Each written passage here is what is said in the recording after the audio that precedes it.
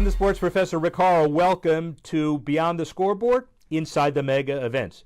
It's a trillion-dollar sports business, to be sure, and about 50 to 60% of those dollars are wrapped up in the mega events, the championships, Super Bowls, All-Star Games, World Series, Wimbledon, tennis majors, golf majors, NASCAR championships, IndyCar championships, Ryder Cup. All of those too numerous to mention. I'm in my office to kick off the show, but I'm not here a lot. I'll be on the road on a weekly basis to bring you the inside tips from those major events. The balance sheets, who wins, who loses, the interviews, how you put on the events, and how you sustain them. This is all brought to you by Edelman Financial. Money doesn't come with instructions. That's why we created Edelman Financial Services to help you with everything from college and retirement planning to managing your investments, helping you achieve retirement security. We're among the nation's top financial advisors. Come see how we can help you. Welcome, everybody. Power of Sports, Beyond the Scoreboard, sports business, sports law, sports marketing, sports deal making, sports administration. Nobody knows what it is other than it is a $1 trillion business that is growing every day.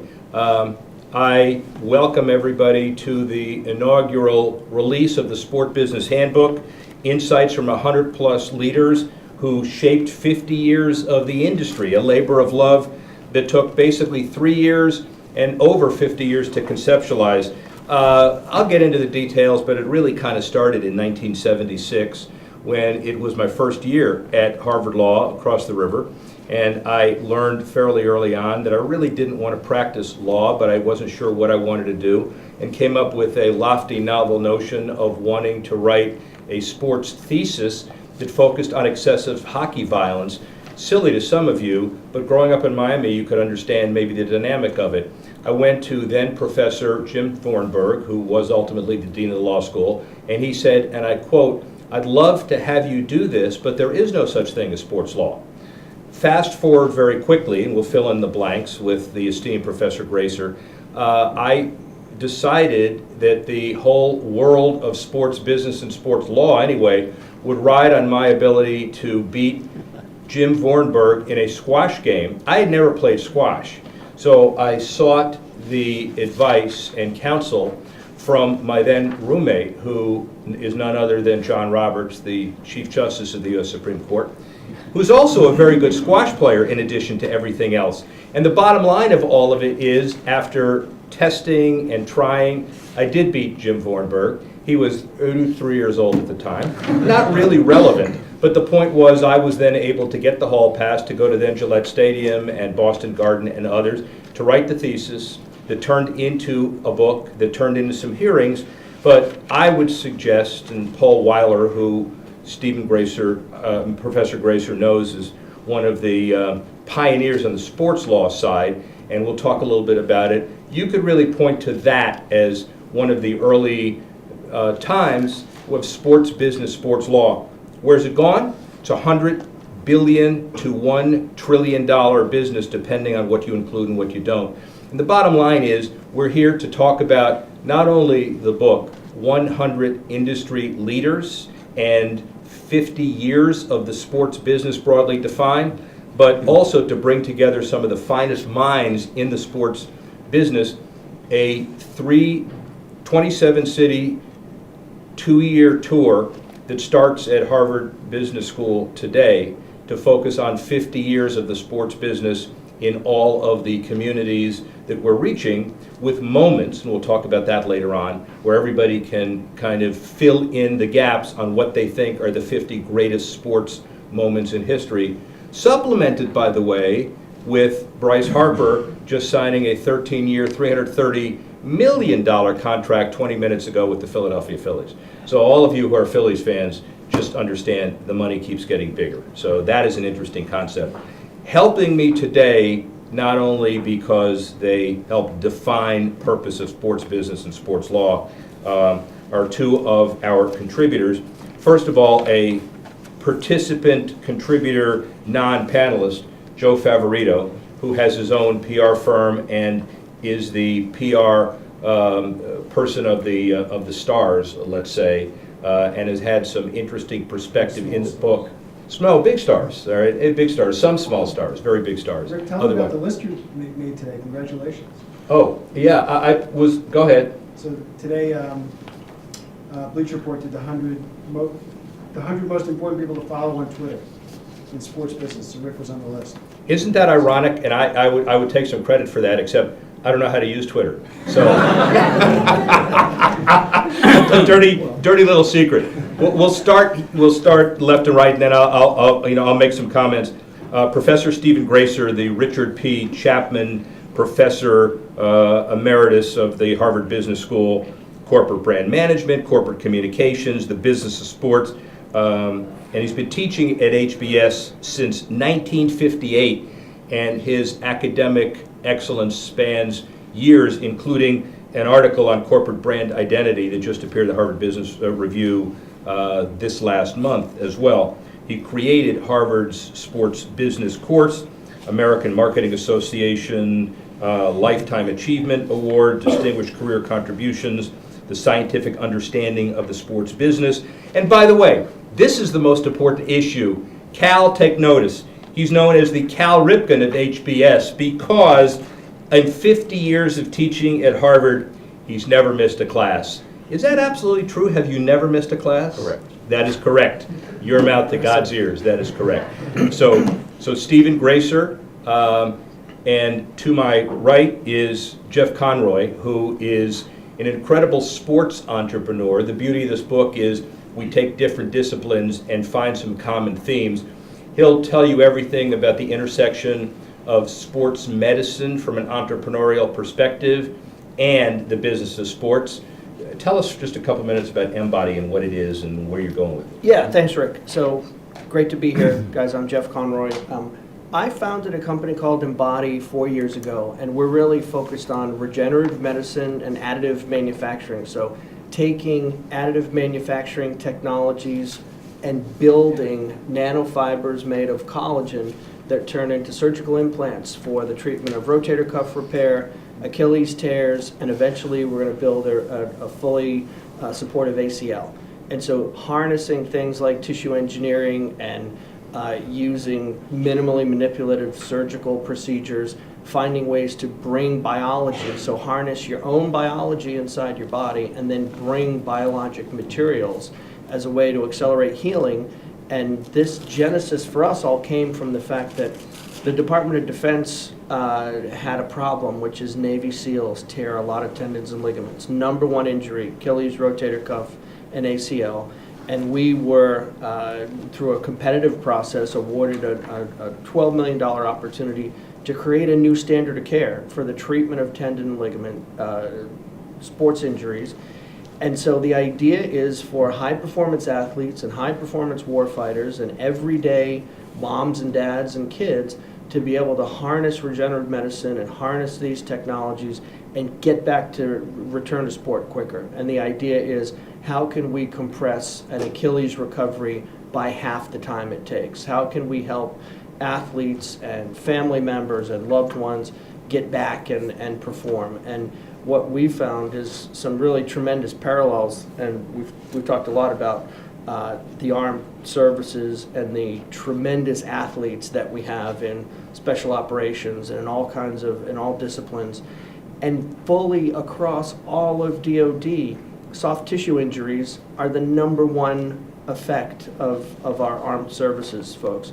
And so we've been able to really focus on how do we solve this problem? How do we solve this problem and help minimize scarring so that you can accelerate recovery? And as we look at the news, it seems like we see more traumatic injuries on the field and on TV. We see more cringeworthy Achilles tears and rotator cuff tears or ACL tears, compound fractures. And so for us, we're really in the sports business. For us is, how can we look at the assets of sports, the tremendous athletes who play these roles, and how do we play a role in accelerating their recovery, extending their careers, and all of the requisite financials that fall from that. So the interesting thing about this, you expected to hear a lecture about general sports business. Now you hear about ligament regeneration. The beauty of sports business, sports law, sports marketing is it ensnares so many different things. We'll hear from Jeff a little later about the entrepreneurial perspective, why he wrote the chapter in the book, and also the philanthropic aspect of the world of sports from his perspective. Turning to Dr. Gracer next, and then here, the agenda, I wanted to have Professor Gracer talk a little bit about the evolution of the sports business from his perspective, sports business in the classroom, that overview. I'm going to give you my perspective on that, and then we'll take a break from the first part of the show, and then we'll shift to philanthropy. Okay? So, Stephen Gracer, take it away. Thank you, Rick. And once again, welcome to you, your guests, and on behalf of all of us in the Business of Sports Club. We're happy to have you here at HBS. I think most of the people here, certainly all people who have been officers of the Business of Sports Club for the last 25 plus years since its founding, I have been marching right along with all of those people as the founding faculty advisor and still the faculty advisor to the club. And the reason I did that is, at the time, and still now, I was teaching sports business along with the real things that I do of a more intellectual character with regard to branding, reputation, and the like. But in its own realm, sports business has developed into its own large business with its own content and intellectual dimensions as well. I just wanted to flag for you, because I'm not going to read this, but in the book is this insert, and in that is this commentary, I guess I would call it, or essay, that I wrote called Sports Business in the Classroom. And it harkens back to about 35 years ago when a small group of senior professors here initiated an MBA seminar that became the first sports business course at any leading business school. Now, some of you who don't go to the Harvard Business School are probably asking, well, what is a leading business school? What does that mean? And my answer to that is always the same. It's the leading business schools are the 12 to 15 schools that are in the top 10. Just ask them. And we're always one of them. And this was the first sports business course that I introduced with my colleagues. And that was focused on key elements of management, the usual things that you would study in the first year here at Harvard Business School, known at HBS as the RC, required curriculum, but no one outside of 02163 knows what that means. But sport business had already been initiated at Ohio University some years before. It was taking place in business schools that were developing degree programs even. In kinesiology departments was one of the first sports business related programs, and as Rick mentioned, and he was involved, at law schools. So a lot of things happened, a lot of growth has occurred, and one indicium of that is that tomorrow starts the 2-day MIT Sloan Sports Analytics Conference at the Heinz Auditorium here in Boston, which in fact draws hundreds, nay, I think now maybe over 1,000 people from all over the world, but particularly all over the country. So I'm not going to go through the evolution of the sports business except to say that major business elements of sports regularly move from the sports pages, which tend to focus dominantly on competition normally, but something like that signing is going to dominate that. But it spills over into the business pages, often about things like sales of clubs, major sponsorships, a new stadium, etc. And occasionally the front page, strikes and lockouts, threats of franchise transfers and things of that nature. So it's pervasive. And I think it's fair to say that sports has become the lingua franca of a lot of conversation in the workplace, the creation of sports bars, and things of that nature. So I'm going to flag the fact that now sports business in the classroom is not just national, but it's international. And there are schools that have fantastic programs. One of them is the University of South Florida's Muma College Vinnick Sport and Entertainment Management program, which is a very extensive MBA program with a lot of internships that are built in. They're not just chased each year, et cetera. And one of my good friends and colleagues and co-authors, Michael Mondello, is one of the program heads down there. And Michael and I just recently published a Harvard Business School case that some of you might be interested in, and that we'll be addressing a little bit later under the philanthropy heading. I'm holding it up here, Rick, so your face is not obscured. Yeah, keep it away from my face. Called Philanthropy and Brand Building, the Tampa Bay Lightning. It's a case about the Tampa Bay Lightning and their owner, Jeff Bennett. And they are widely considered to have the top sports-based philanthropy and community service program in all of sport. More later on that.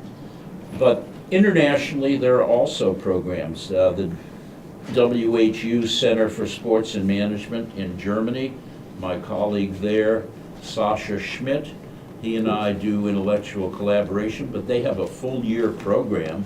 We just have published, it's so new that I can practically feel the warmth of the printing press, called The Bundesliga in the US. And it's a case about the Bundesliga's efforts or consideration of efforts to invade or take a position in the US market, both in terms of broadcast and fandom. And it's a very comprehensive case with a lot of exhibits about what the rest of the world calls football, particularly European football, as well as the US marketplace for sport. So let me go fast forward and simply say that at Harvard, sports business is everywhere, meaning it's not about a course like I used to do, and I still do in another part of the university, but it's about sports-based material appearing everywhere.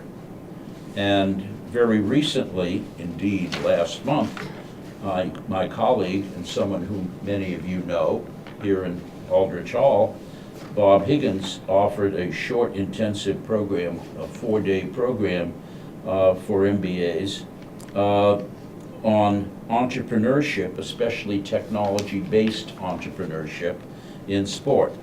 So with so much going on and so much research now being done, although the vast majority of real serious research is done in a small number of schools, that's still a far cry from that initial seminar on sport management topics decades ago. And I've been happy to be along for the ride, and I still haven't fallen off the horse. Back to you, sir. Thank you. You're going to be riding the horse. You haven't even seen the sunset yet, let alone riding into it. So before we shift to philanthropy a bit, let me give you my perspective on the kind of 50 years of the sports business. It's in the book a little bit, but just to kind of hint at it. 4 characteristics that distinguish this industry then and now. First, it came from a loosely defined set of theories fitting common fact patterns, and nobody knew how to define it 50 years ago. The comment Jim Vornberg made to me is there's no such thing as sports law. I think probably some people would say the same thing about sports business. And when you look at the 50 greatest moments that we put together, they don't start in 1975. They were way back when. So it's just people started thinking about common principles and how to put them together. Bob Ruxin, who was a classmate of mine at Harvard Law, and came up with a book called Athlete's Guide to Agents. And His- took that first seminar. Yeah, right. His comment was interesting. He said the only qualification for someone to call himself an agent is to have an athlete that thinks you're an agent. Now, that was years ago, even before quote-unquote certification. Sometimes it hadn't gotten much better, but the point is, it was the Wild West, and there was an opportunity to do really creative things. You know, my career is a series of risk-taking and rewards at the back end of it, but couldn't do it today because life is more structured. You're facing a situation where it is an incredibly competitive world out there. Every team has 5 or 6 different spots that are open just for your particular credentials and disciplines, yet a lot more structured opportunities, but a lot more accepted opportunities. So those of you with the credentials that Professor Gracer talks about are going to survive and thrive, although it's a different environment. Second, every aspect, and this is why sport, by the way, is different than anything else in the world, from my perspective. Second, every aspect of sport is scrutinized. I'm not sure if any friend of mine had his windshield bashed by a driver by his irate wife as he was backing out of his Orlando condo, and his name wasn't Tiger Woods. I'm not sure he would raise 80,000 column inches of press over the next 2 weeks. There's something about sports. 60% of the column inches, according to an LA Times study that was done 4 years ago, is now devoted to non-X's and O's material. And it only gets this way as all of these sports business, sports law, sports marketing sites continue to proliferate. Third, the labels of sport defy traditional analysis. And again, what I mean is that you can have, and I know you do, courses on sports business and sports law and sports marketing, administration, deal making. The fact patterns will be a bit similar. The problem solving is a bit similar. You have to know a bit more law. That's a little cynical when you're doing a sports law course, but effectively the linear thinking and the problem solving it transcends.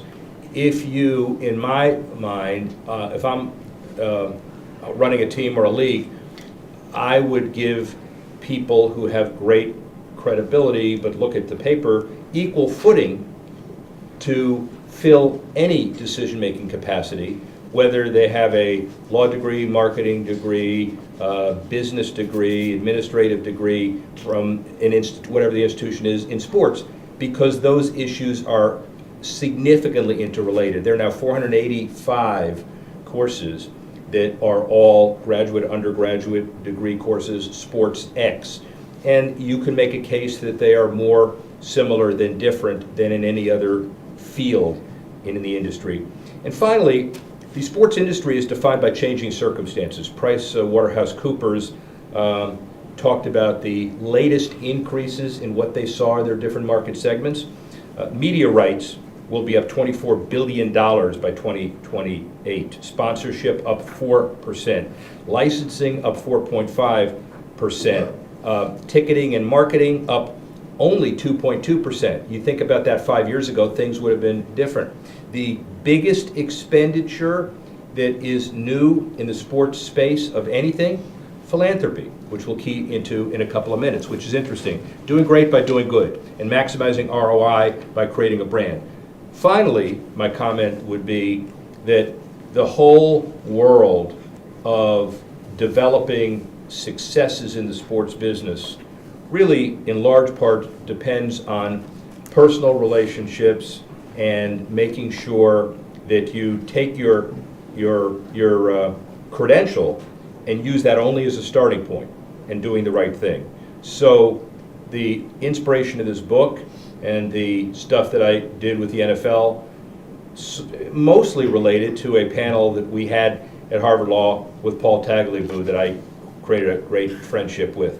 Gary Bettman did a presentation with me in the early 80s that ended up with him being the number 3 guy at the NBA under David Stern. Miamians know he was the one that basically caused the Miami Heat to be created when he was with the NBA, and we all worked together on that. Met Jack Nicklaus at a host benefit, became his partner to develop sports business aspects of Golden Bear, the company. Worked with the mayor of Oklahoma City to put together a lot of novel public-private partnership work, again at a presentation. Donald Dell, Bob Kane, whose son now Tucker runs the Los Angeles Dodgers, which is interesting, all worked together to kind of sell a business that became even bigger than it was before. Everyone always gets opportunities. The real key is how do you take advantage of them in your marketplace? And I've been lucky enough to put together about 130 deals of $25 billion and a lot of deal makers. The book is just a capsule of it as well. Commend you all to look at it, and thank you very much for this part as we segue into philanthropy.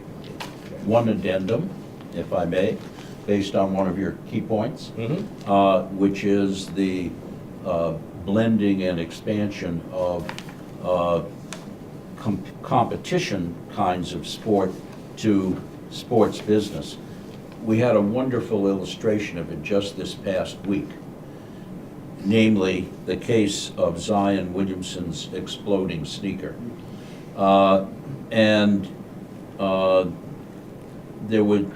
There were three mentions at least. One, Zion Williamson's well-being. Number two, Nike's reputation. And number three, elite athletes as quasi-indentured servants. I'm not going to go through all those except to say I was asked to do a podcast on that whole combination, and amazingly, there was substantial interest in it once it got posted. Back to you, sir.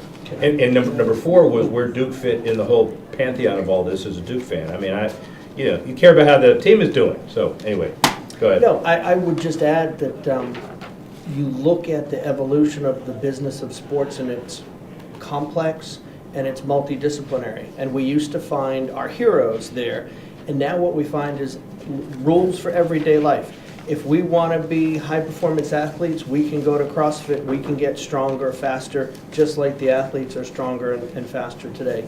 If we're involved in entrepreneurial activities, we understand the role of multidisciplinary teams. I need smaller, stronger teams to try to achieve greatness together. We look at, you look at the role of elite warfighters and military athletes who impact professional sports teams. If you look at teams who are excelling, you find Navy SEALs and special operators who are often training those teams. And so everything starts to come together in terms of, I used to want to be that person, now I need to emulate their mindset to succeed at whatever I want to succeed at.